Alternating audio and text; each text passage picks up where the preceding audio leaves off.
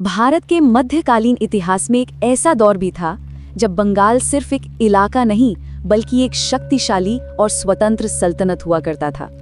एक ऐसा साम्राज्य जिसने अपनी एक बिल्कुल अलग पहचान बनाई, एकता, कला और संस्कृति के दम पर। तो चलिए आज बंगाल सल्तनत की इसी शानदार विरासत की कहानी को समझते हैं। तो हमारी कहानी की शुरुआत होती है इसी विशाल क्षेत्र से, बंगाल। और ये कोई छोटा मोटा इलाका नहीं था, बल्कि पूर्वी भारतीय उपमहाद्वीप का एक बहुत बड़ा हिस्सा था, जिसमें आज का पश्चिम बंगाल, त्रिपुरा और पूरा का पूरा बांग्लादेश समाया हुआ था। मतलब इसी जमीन पर एक बहुत ही मजबूत सल्तनत की नींव रखी जानी थी।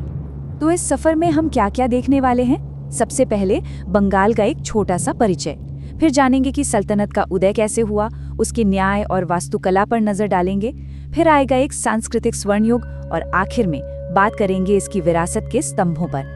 तो सवाल ये उठता है कि ये आजाद सल्तनत आखिर बनी कैसे? और इसकी कहानी में ना एक बड़ा दिलचस्प मोड़ है। ये एकता से शुरू नहीं हुई, बल्कि शुरू हुई विभाजन से और फिर पहुंची एकीकरण तक। देखिए, 13वीं सदी तक तो बंगाल दिल्ली सल्तनत का ही एक हिस्सा था, लेकिन फिर 14वीं सदी की शुरुआत में गयासुद्दीन तुगलक ने सोचा कि प्रशासन को आसान बनाने के लिए इसे 3 हिस्सों में बांट देते हैं। पर यह बंटवारा खैर ज्यादा दिन टिक नहीं पाया।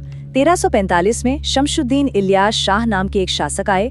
उन्होंने इन तीनों हिस्सों को वापस एक किया और यहीं से रखी गई एक आजाद, एक मजबूत बंगाल सल्तनत की नींव।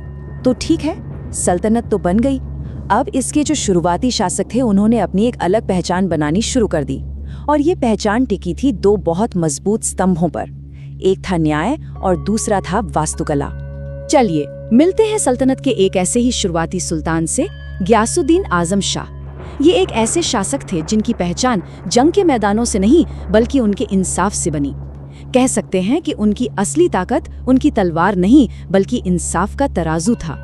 मतलब इतिहास उन्हें उनकी जीती हुई लड़ाइयों के लिए उतना याद नहीं करता जितना उनके न्याय के प्रति समर्पण के लिए करता है।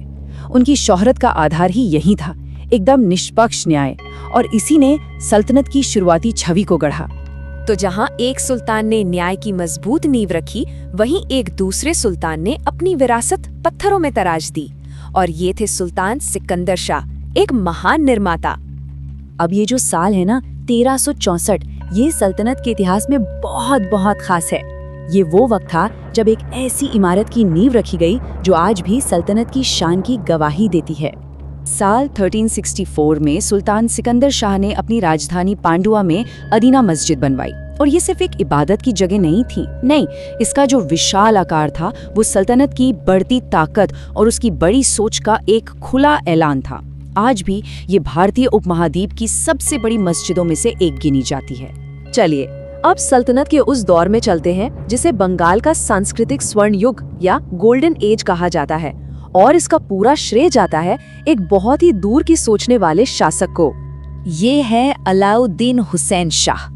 इनके शासनकाल में बंगाल ने सिर्फ प्रशासनिक तौर पर स्थिरता नहीं देखी, बल्कि कला और साहित्य के क्षेत्र में भी एक ऐसा विकास हुआ जो पहले कभी नहीं देखा गया था। उन्होंने कुछ ऐसे बड़े कदम उठाए जिसने बंगाल की पूरी पहचान ही बदल दी।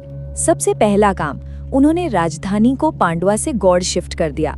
लेकिन इससे भी कहीं ज्यादा बड़ा काम था एक ऐसे माहौल को बढ़ावा देना जहां अलग अलग धर्म और संस्कृतियां एक दूसरे के साथ फल फूल सकें। उनकी इसी सोच का नतीजा था सत्यपीर आंदोलन। और ये कोई हैरानी की बात नहीं है कि वो महान धर्म सुधारक महाप्रभु चैतन्य के समय में ही शासन कर रहे थे। तो ये सत्यपीर आंदोलन आखिर था क्या? देखिए, ये असल में हिंदू और मुस्लिम समुदायों के बीच एक पुल बनाने की कोशिश थी। एक ऐसा आंदोलन जो दोनों धर्मों की अच्छी बातों और आस्थाओं का सम्मान करता था, ताकि समाज में एकता और सद्भाव बढ़े। उस जमाने के हिसाब से ये एक बहुत ही ज्यादा प्रगतिशील कदम था।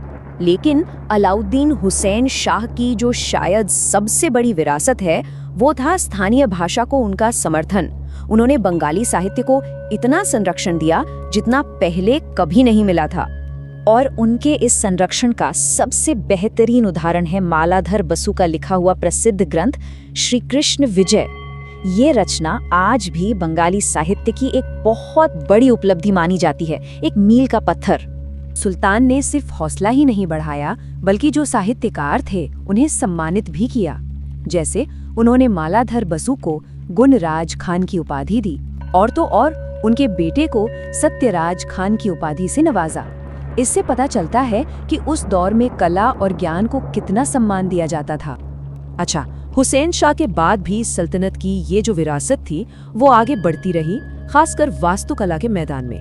अब राजधानी गौड़ कला का एक नया सेंटर बन रही थी और इस परंपरा को आगे बढ़ाया नासिरुद्दीन नुसरत शाह ने, जो अलाउद्दीन हुसैन शाह के बेटे और उनके उत्तराधिकारी थे। उन्होंने अपनी राजधानी गौड़ को और भी ज्यादा खूबसूरत बनाया। उनके दौर में बनवाई गई 2 मस्जिदें आज भी बहुत मशहूर हैं। एक है बड़ा सोना मस्जिद, जिसे द ग्रेट गोल्डन मॉस्क भी कहते हैं, और दूसरी है कदम रसूल मस्जिद। तो अगर हम सल्तनत की वास्तुकला के सफर को देखें तो एक दिलचस्प बदलाव नजर आता है। जहां एक तरफ सुल्तान सिकंदर शाह ने पांडुआ में अदीना मस्जिद जैसी विशाल इमारत से अपनी ताकत का प्रदर्शन किया, वहीं दूसरी तरफ नुसरत शाह ने राजधानी गौड़ को बड़ा सोना और कदम रसूल जैसी खूबसूरत मस्जिदों से सजाकर उसे एक कल्चरल हब, एक सांस्कृतिक केंद्र बना दिया। तो आखिर में ये एक सवाल हमारे सामने खड़ा होता है कि न्याय, सहिष्णुता, साहित्य और वास्तुकला, इन सब पर बनी इस सल्तनत की विरासत आज भी पूरे बंगाल क्षेत्र की पहचान को किस तरह से प्रभावित करती है।